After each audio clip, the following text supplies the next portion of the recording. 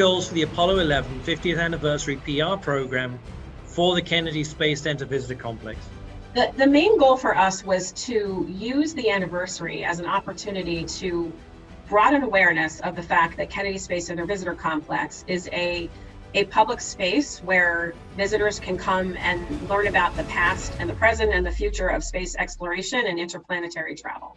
And the anniversary was really the time for us to identify the thing that Kennedy had that no other entity that was involved in the Apollo 11 success was, which was the launch of Apollo 11 from Kennedy Space Center. And we knew that through focusing on that and celebrating the anniversary, it would drive attendance and more interest in Kennedy Space Center Visitor Complex.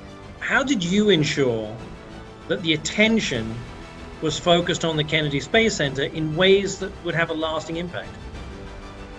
Well, one of the things that I've had the fortune in my career is having worked on several large-scale, iconic American celebrations and commemorations.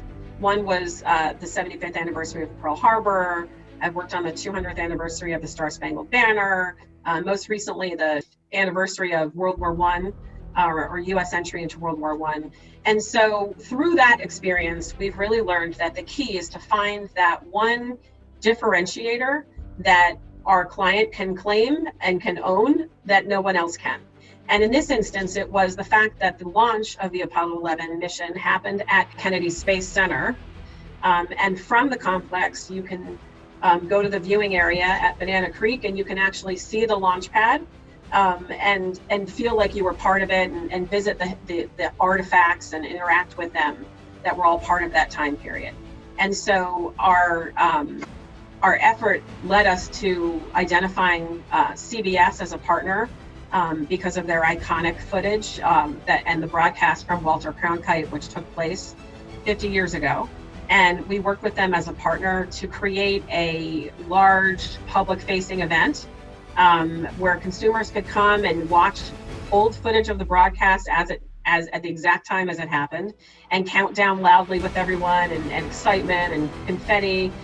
We also worked with Charlie Duke, who was a former astronaut, original Capcom of that mission, who was there to sort of narrate it as it was happening, as well as Buzz Aldrin's son.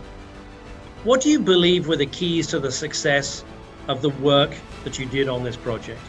And I'll harken back to an old phrase, the early bird gets the worm.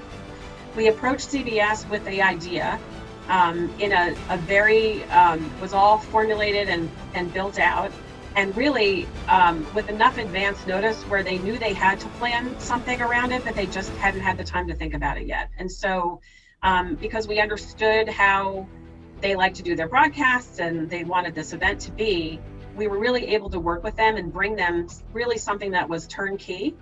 And I believe really that was the success of it. We were thrilled with the results that we were able to achieve through the campaign.